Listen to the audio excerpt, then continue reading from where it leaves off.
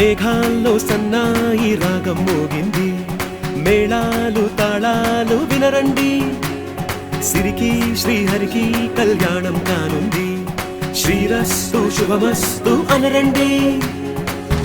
అచ్చతలు గంటో పెళ్లికి అర్థం చెప్పారంటూ, మెచ్చదగు ముచ్చట ఇది అని సాక్ష్యం చెబుతామంటూ, జనులంతా జై కొట్టేలా జరిపిస్తామండి.